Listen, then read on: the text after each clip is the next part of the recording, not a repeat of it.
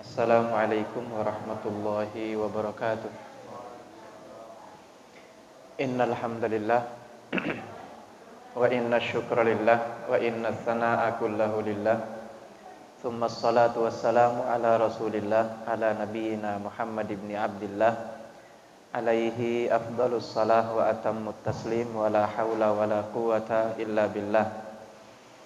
Asyhadu an la ilaha illallah wahdahu la syarika lah wa asyhadu anna nabiyyana Muhammadan abduhu wa rasuluhu alladzi la nabiyya ba'dah. Fa innahu qad addal amanah wa ballaghar risalah wa nasahal ummah wa jahada fi sabilihi haqqa jihadih hatta tarakana 'alal mahajjatil bayda lailuha kanahariha la yazighu anha illa halik.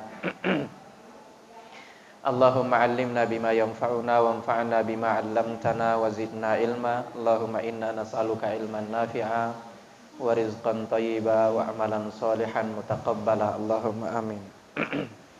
Wa yuqimus sholata. Mereka juga diperintahkan untuk mendirikan salat. Wa yu'tuz zakata, dan menunaikan zakat. Ini muncul pertanyaan lagi di sini. Salat itu ibadah atau bukan? Zakat itu ibadah atau bukan? Ibadah. Bukankah di awal ayat mereka sudah diperintah untuk ibadah? Harusnya kan ketika mereka sudah diperintah, kita sudah diperintah oleh Allah untuk ibadah, berarti termasuk di antara cakupan dari perintah itu adalah salat dan zakat. Tapi kenapa seolah-olah dipisahkan oleh Allah? Seolah-olah ada 3 poin. Padahal kan poinnya cuma 1. Tapi dalam ayat ini seolah-olah 3 poin. Poin pertama, mereka diperintah untuk ibadah. Poin yang kedua, mereka diperintah untuk salat. Poin yang ketiga, mereka diperintah untuk zakat. Padahal kan yang namanya salat dan zakat itu masuk bagian dari rangkaian ibadah. Tapi kenapa disebutkan tersendiri oleh Allah? Pasti ada yang diinginkan oleh Allah. Itu enggak sembarangan. Maka jawabannya adalah karena 2 ibadah yang disebutkan oleh Allah di akhir ini, yaitu salat dan zakat, itu pilar dari semua ibadah yang lain. Itu akan menentukan ibadah yang lain baik atau buruk, benar atau salah. Kenapa kita katakan demikian? Karena ibadah dan kebaikan seseorang itu akan dinilai menjadi sebuah kebaikan ketika salatnya sudah benar. Kan seperti itu. Pernah kan dengar sabda Rasulullah yang mengatakan awwalu ma yuhasabu bihil 'abdu yaumal qiyamati as-salatu.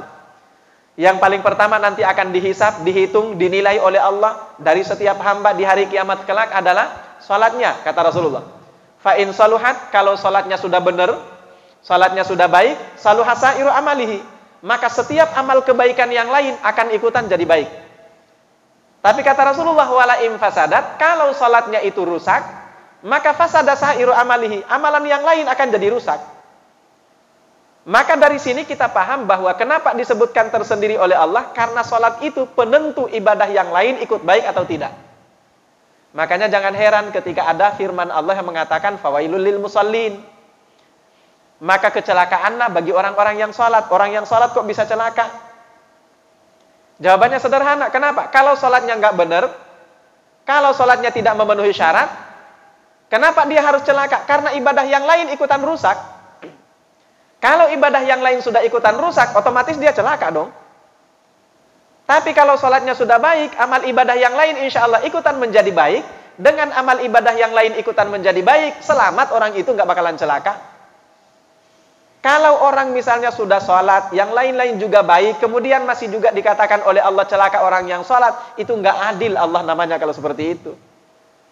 Tapi kenapa sehingga dikatakan bahwa ada orang yang celaka? Karena sholatnya nggak diperhatikan. Makanya Allah ingin tekankan melalui ayat ini bahwa Anda diperintahkan untuk melakukan ibadah secara umum, tapi yang menjadi prioritas utama adalah sholat. Itu prioritas utamanya. Perbaiki dulu sholatnya. Sempurnakan dulu sholat yang kita lakoni. Baru kemudian setelah sempurna sholat yang kita lakoni, insya Allah amal kebaikan yang lain akan ikut menjadi baik, dinilai oleh Allah Subhanahu wa Ta'ala, mendapatkan ganjaran pahala dari Allah. Makanya ada firmannya yang lain yang mengatakan, innas sholata tanha anil fahsyai wal munkar. Salat itu dapat mencegah pelakunya dari perbuatan keji dan mungkar. Kapan? Kalau salatnya benar.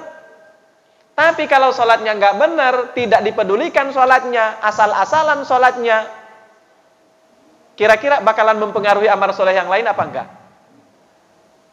Amal soleh yang lain itu akan terpengaruh, tapi pengaruhnya rusak. Itu pengaruhnya. Maka jangan heran kalau banyak orang kelihatannya salatnya rutin, tapi kok akhlaknya buruk. Salatnya rutin, tapi kok nggak rukun sama tetangga.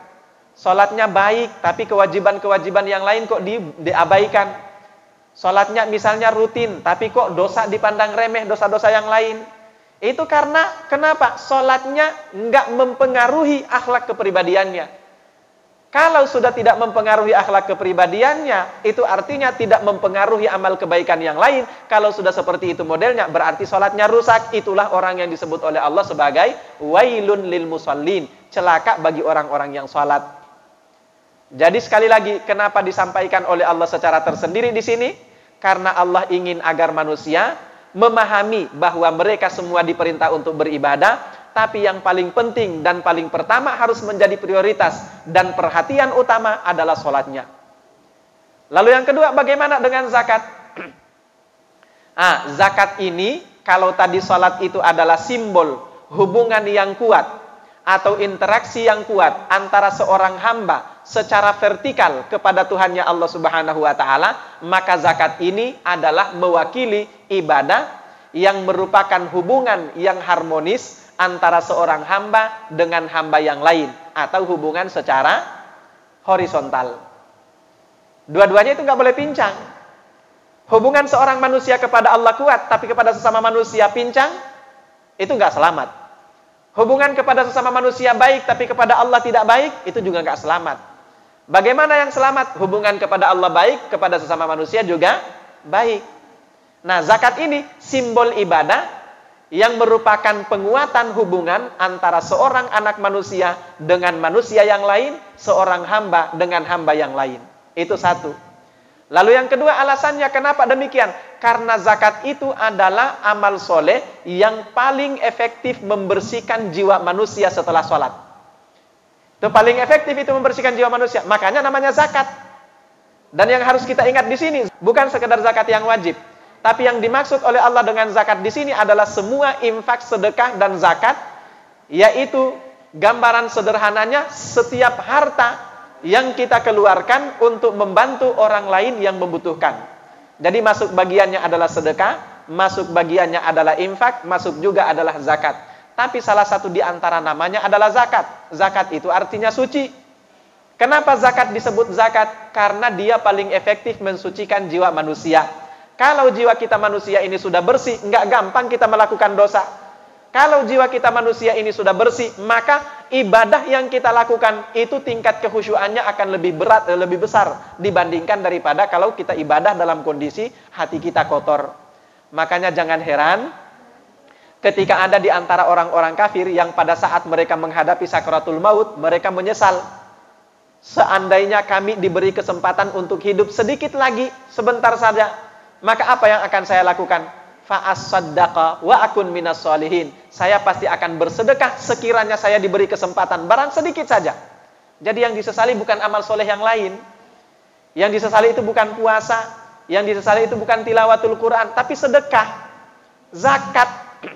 Saya akan bersedekah, saya akan zakat, saya akan infak. Dengan sedekah, infak, zakat yang saya lakoni dalam waktu yang sesingkat-singkatnya, seandainya saya diberi kesempatan sedikit lagi, maka akun minas sholihin, saya pasti akan termasuk bagian dari orang-orang yang soleh.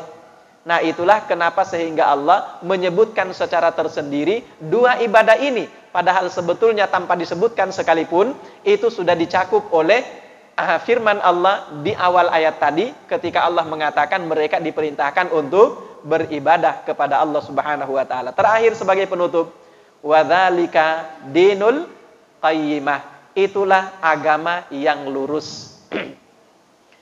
Atau sebetulnya kata qayyimah itu selain diartikan sebagai lurus, qayyimah itu juga diartikan sebagai tegak. Dari kata qama yaqumu. Qama yaqumu itu artinya berdiri. Dinul qayyimah itu artinya agama yang tegak. Jadi maksudnya apa? Anda kalau ingin disebut sebagai orang yang menegakkan agama, maka Anda harus ibadah. Anda harus ibadah, dan ibadah Anda harus kepada Allah Subhanahu wa taala. Dan ibadah Anda harus diniatkan lillahi taala. Dan ibadah Anda itu harus dimulai dengan memperbaiki salat dan menyempurnakan zakat, atau dibarengi, didukung dengan zakat, infak atau sedekah. Dengan kita melakoni ini, maka insya Allah kita sudah akan dianggap oleh Allah sebagai seorang hamba yang menegakkan agamanya. Wallahu a'lam bishawab. Itu yang bisa kita sampaikan melalui ayat ini. Mudah-mudahan bermanfaat bagi kita semuanya. Lebih dan kurangnya mohon dimaafkan. Assalamualaikum warahmatullahi wabarakatuh.